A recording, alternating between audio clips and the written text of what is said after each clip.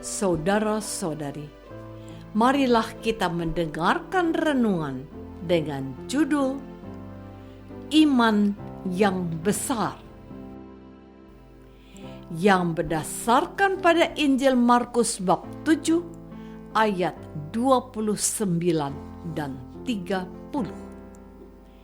Maka kata Yesus kepada perempuan itu, "Karena kata-katamu itu, pergilah sekarang, sebab setan itu sudah keluar dari anakmu."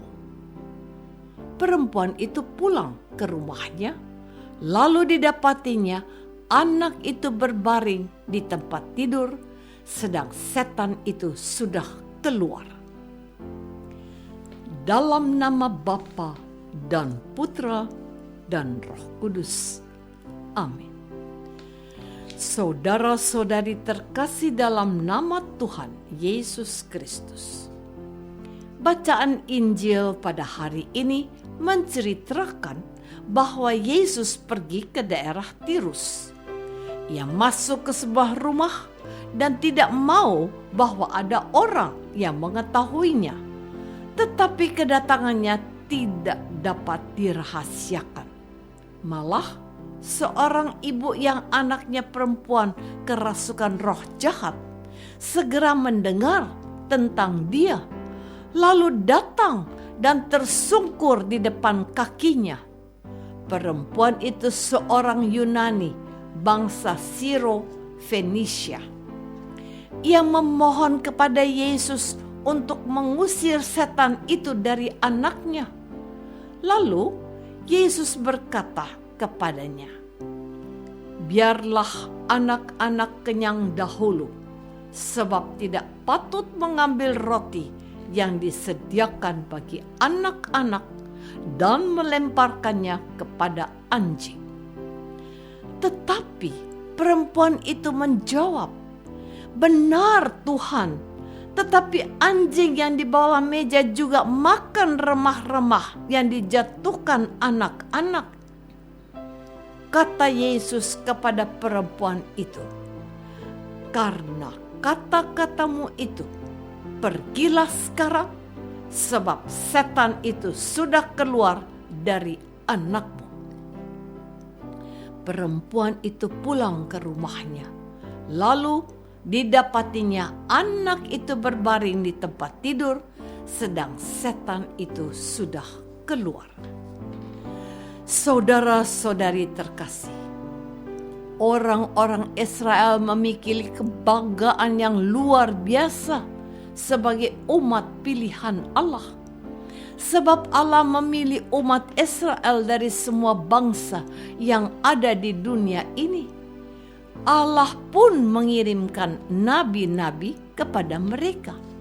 Maka tidak mengherankan jikalau mereka merasa diri benar dan suci. Tetapi umat Israel sering menolak para nabi yang menghendaki mereka untuk bertobat dan setia kepada Allah. Mereka justru menutup diri terhadap Allah yang maha benar dan maha suci. Dengan kata lain, keberadaan orang Israel yang merasa dirinya benar dan suci tidak menjamin mereka untuk memiliki iman yang lebih baik dari bangsa lain di luar bangsa Israel. Hal itu dapat dibuktikan dari kisah Injil hari ini. Dalam bacaan Injil hari ini, Markus memperlihatkan seorang perempuan Siro-Fenisia. Siro-Fenisia adalah bangsa non-Yahudi, tetapi perempuan Siro-Fenisia memiliki iman yang besar. Iman perempuan Siro-Fenisia itu bahkan lebih besar dan lebih hebat dari orang Israel. Dengan iman yang sedemikian besar mendorong Yesus melakukan mujizat. Saudara-saudari terkasih, hari ini adalah peringatan wajib Santa Scholastica. Santa Scholastica adalah saudara kembar dari Santo Benedictus. Mereka dilahirkan di Nursia, Italia pada tahun 480. Scholastica adalah seorang gadis yang cerdas dan peramah. Scholastica juga seorang yang religius. Sejak belia, ia telah menyerahkan dirinya kepada Tuhan. Ketika mereka berusia 20 tahun, Benedictus pergi mengasingkan diri sebagai pertapa dalam sebuah gua terpencil di Subiaco. Di kemudian hari, Benedictus pergi ke Monte Cassino dan mendirikan biara di sana. Scholastica menyusul saudaranya dan tinggal di Plombariola yang berjarak kurang lebih 5 mil dari biara Benedictus. Dengan bantuan dan petunjuk Benedictus, Scholastica mendirikan dan memimpin biara wanita. Setahun sekali, Scholastica mengunjungi saudaranya untuk membicarakan masalah-masalah rohani. Karena perempuan tidak diperbolehkan memasuki biara Monte Cassino, maka Benedictus ditemani beberapa muridnya akan menemui Scholastica di sebuah rumah yang tidak jauh letaknya dari gerbang biara. Saudara-saudari terkasih, pada suatu hari Scholastica datang berkunjung dan Benedictus menemuinya bersama beberapa murid. Sepanjang hari mereka memuji Tuhan. Pembicaraan terus berlanjut sementara malam semakin larut. Berkatalah Scholastica kepada saudaranya, "Jangan tinggalkan aku malam ini. Mari kita berbicara mengenai sukacita kehidupan rohani sampai pagi, saudaraku." "Saudariku," jawab Benedictus, "apakah yang engkau katakan itu? Aku tidak boleh tinggal di luar biaraku." Ketika didengarnya bahwa Benedictus menolak permintaannya, perempuan kudus itu menangkupkan kedua tangannya di atas meja, menundukkan kepala dan berdoa.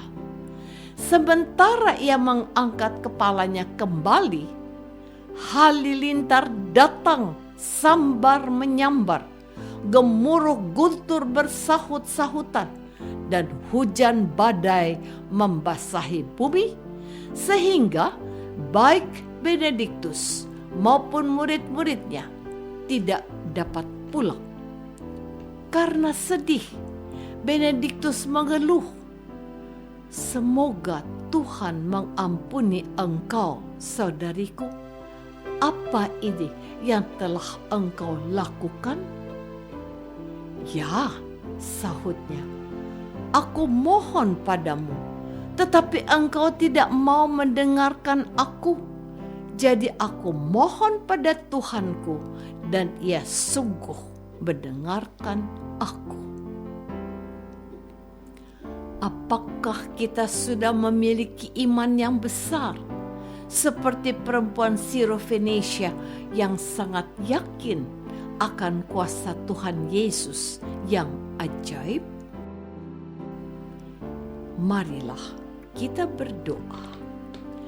Tuhan Yesus Kristus, Engkau mengabulkan permintaan seorang perempuan Sirofenesia karena dia sungguh yakin dengan kekuasaan-Mu yang tiada batas. Bantulah kami untuk memiliki iman seperti perempuan Sirofenesia dan meneladani hidup Santa Scholastica yang setia kepadamu.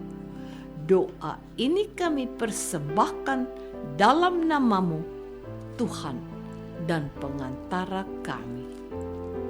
Amin. Semoga kita semua selalu dinaungi dan dibimbing oleh berkat Allah yang Maha Kuasa, Bapa dan Putra dan Roh Kudus. Amin.